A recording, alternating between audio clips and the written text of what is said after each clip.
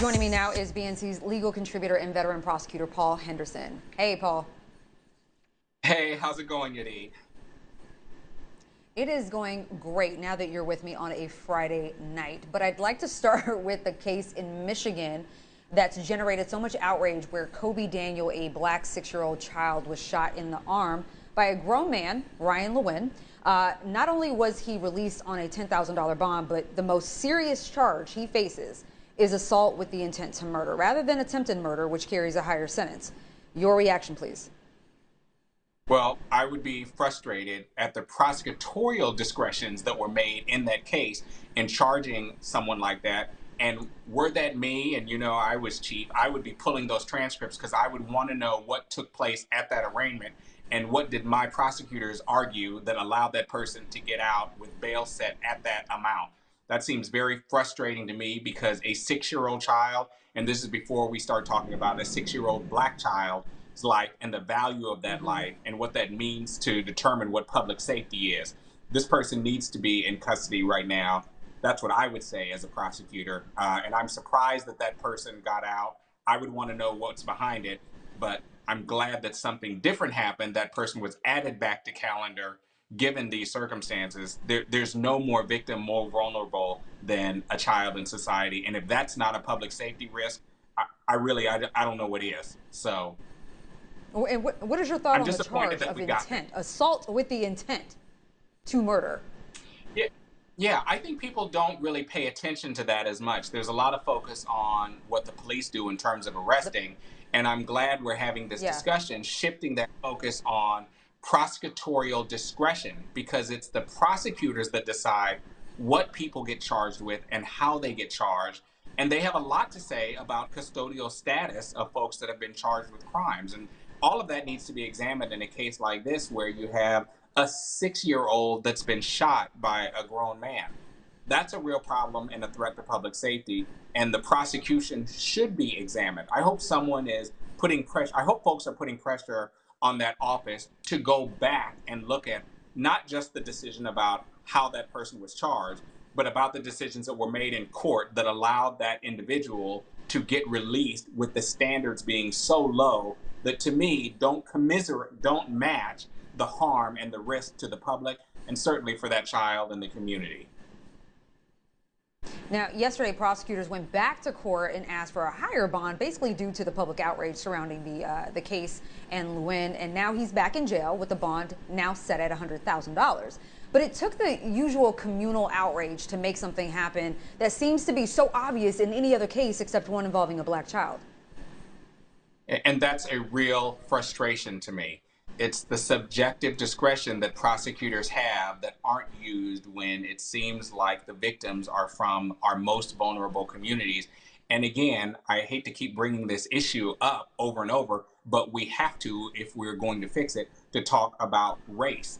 Is this because the race of the victim here is a person of color?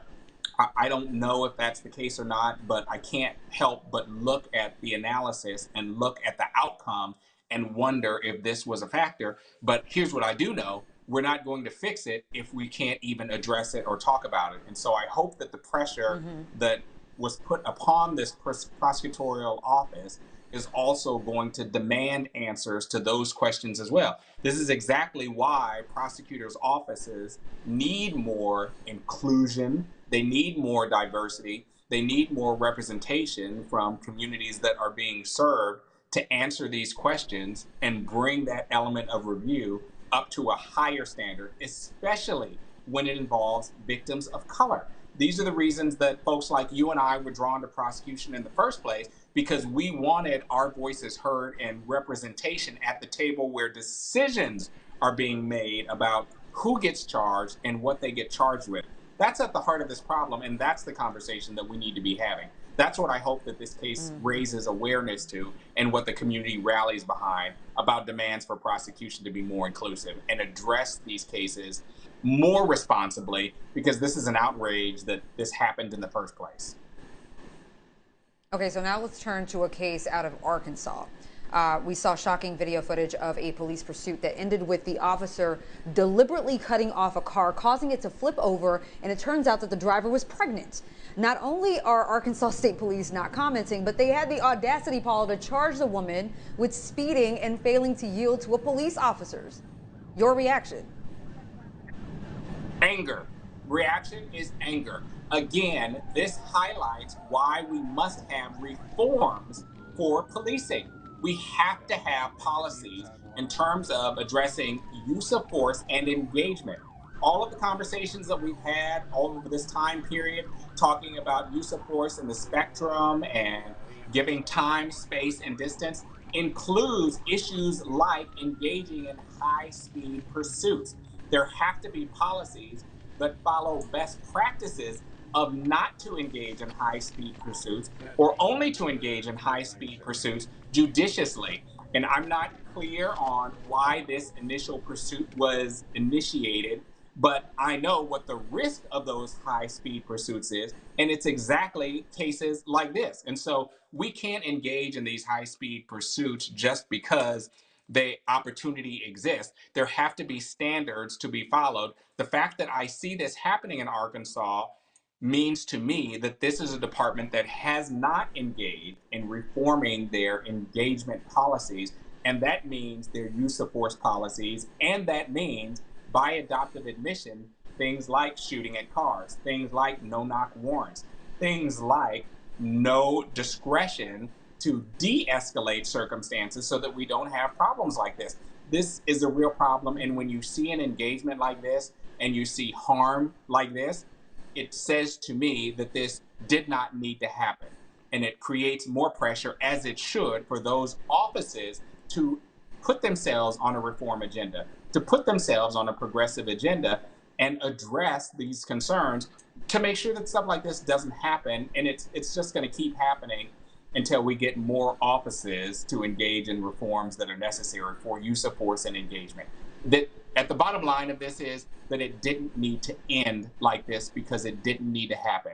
If they were going to give this person a ticket, they could have written down the license and followed up with that person later, not engaged in a high-speed pursuit that ended in this terrible tragedy that just did not need to happen. This is exactly why police and law enforcement need to reform themselves and follow a better agenda. Paul, now let's go to R. Kelly. He wants to shake up his defense team 2 months before, 2 months before his federal case goes to trial. Now, his lawyers filed a motion trying to get off the case, saying it'll be impossible for them to properly represent Kelly under the current circumstances. And one of the attorneys that Kelly fired, Steve Greenberg, tweeted, "Sometimes you can't save someone from themselves." Right? So the judge hasn't granted the motion and requested more details, but isn't there some sort of an ethical duty to stay on the case given how close the trial is? Well, certainly there is generally, but there are extenuating circumstances. And I've certainly seen, as I'm sure you have, lots of cases where the defendant is frustrated with their counsel, and certainly vice versa, where counsel is frustrated with their defendant as well. What's really behind all of this and the decision that this judge has to make is whether or not, if they change out counsel this close to trial, if that's going to translate into a delay. And that raises a couple of other issues, especially in this case, because in this case, he's in custody. So that means one of two things. One, it raises the issue of him having access to a speedy trial, and that goes out the window because this is your motion as a defendant. But secondarily, it allows him to serve more time because here's the kicker. If he's convicted, he will get credit for time served for all of the time that he is already in custody. Now, certainly the judge is weighing and evaluating all of that as he's making a decision. And this close to trial, he's got to weigh more heavily than not whether or not switching out the counsel will be the basis for a delay in the trial, because then the new attorneys will come in and say, oh, we're not ready and we need more time. Otherwise, it's ineffective assistance of counsel. What I would likely do if I were that judge would be to keep them on the trial, because there's a trial of now it sounds like at least 4 people, but make them play a secondary role, which is what it sounds like. That's what R. Kelly wants to do anyway, is to take the lead from the folks that he's brought in, whom his current counsel have said don't have enough federal experience, because remember, this is a federal review case. This is a federal trial. And so they don't want to be lead. They don't want to be affiliated with the case altogether, and they want to lead. I'm sure the judge is asking questions like, have you been paid already? Have you received the money? You've already made commitments both to this court and to R. Kelly that you would represent him, and now you want to leave. That's a problem. But those are all the things that the judge is evaluating as he's making a decision as to whether or not to allow them to withdraw, or what role they will play in the upcoming trial that's still scheduled for less than 2 months now to take place and begin. And we will be covering that case. All right, BNC's legal contributor and veteran prosecutor Paul Henderson. Thanks for hanging out with me. Yeah, thanks for having me, Yodit. It's good seeing you.